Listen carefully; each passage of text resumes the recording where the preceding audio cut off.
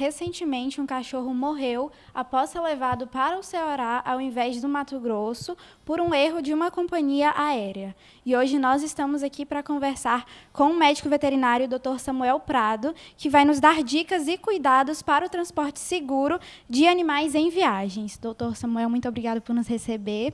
Então, quais são os principais cuidados que os donos de animais precisam ter para planejar uma viagem, seja de ônibus ou de avião mesmo com seus pets? Então, bom dia a todos, né? Obrigado pelo convite. A princípio, o pet ele precisa passar por um período de adaptação, né? Para ele conseguir ao máximo possível se adaptar e não enxergar a caixa de transporte como algo ruim, né? Então, muitas vezes antes da preparação, antes do embarque do voo, geralmente a gente sempre indica para o tutor ele deixar a caixinha aberta, né? E jogar alguns petiscos dentro da caixa para que o pet entre e saia quando ele quiser.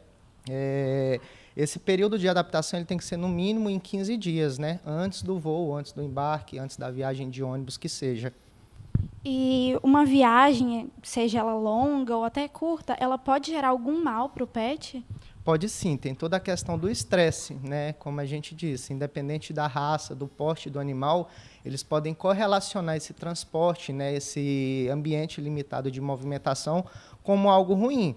Isso pode trazer, é comprovado que pode trazer algumas sequelas para o animal, né? Muitas vezes o animal, antes de viajar, antes de se embarcar para um voo ou para uma viagem normal, ele precisa ter um atestado, né, de saúde emitido pelo veterinário, onde o veterinário vai examinar esse paciente, esse pet, e alegar, né, que ele não tem nenhuma doença pré-existente, que ele realmente está capacitado para fazer esse transporte.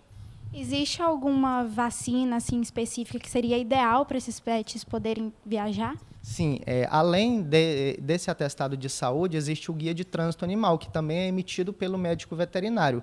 Junto desse guia de trânsito animal, vai anexada a carteira de vacina desse pet, onde a vacina obrigatória é a vacina antirrábica, da raiva, né, que é feita em animais acima de 3 meses de idade. Então, se esse pet ele vai viajar e ele ainda não atingiu a idade de 3 meses, essa vacina ela não se torna obrigatória.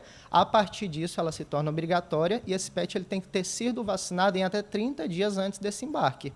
Doutor, quais que são as recomendações para alimentação e hidratação do pet durante essa viagem? Então, geralmente é indicado que esse pet ele faça uma alimentação com alimentos leves, né, que não sejam alimentos tão pesados assim, que essa alimentação ela seja ofertada em no mínimo 2 horas antes desse embarque, né, visto que a água ela tem que ser ofertada à vontade e em grande o suficiente para esse pet.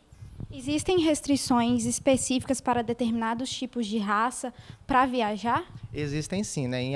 Toda empresa aérea ela tem as suas normativas em relação a esse embarque de pets, visto que animais com até 10 quilos de peso, eles podem, né, seguir, desde que seja agendado e seja programado esse embarque, ele pode seguir viagem dentro da cabine, né, no localzinho ali no pé do acompanhante. Animais acima de 10 quilos, esses sim, eles não podem, né, ser embarcados na cabine, eles vão no porão ali do avião. E tem uma certa restrição para animais braquiocefálicos, que são aqueles de focinho achatado. Esses, algumas empresas não fazem o transporte de maneira nenhuma.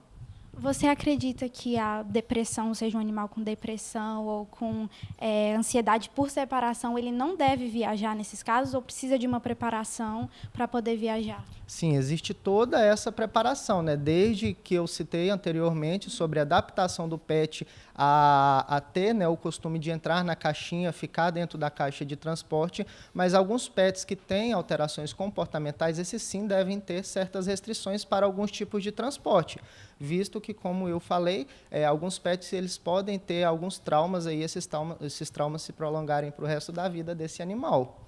Quais que devem ser as preocupações dessas companhias para poder levar os pets? Então, toda empresa ela tem certas normas em relação ao tamanho da caixa, né? Visto que o tamanho da caixa ela é de responsabilidade do tutor, do responsável por esse pet. Mas a partir do momento que esse pet ele é colocado dentro da caixa de transporte e entregue para a empresa aérea, essa empresa ela fica, né, em prol da fiscalização. E realmente constatar que essa caixa tem o tamanho apropriado para o embarque desse animal. Nesse caso aqui dessa caixa que a gente tem, qual seria o tamanho do animal para ela. Isso, né? Então aqui a gente tem uma caixa pequena, né? Essa caixa aqui ela segue um padrão de normatização para empresas aéreas para pets de porte pequeno, né? Então qual que seria o tamanho ideal? O pet ele tem que estar dentro da caixa, ele tem que conseguir dar uma volta em seu próprio corpo sem tocar nas laterais da caixa, em que ele consiga ficar em estação, né? Em 4 patas ali, sem tocar a cabeça ou a parte posterior na caixinha também, né? Para que tenha a ventilação. Lembrando que os pets eles trocam calor pela respiração. Eles vão trocar calor através expelindo o ar quente e expirando o ar do ambiente. Certo. Muito obrigada, Dr. Samuel, pela entrevista. Então, se você precisa viajar com o seu pet, tome os devidos cuidados. Volto com vocês no estúdio.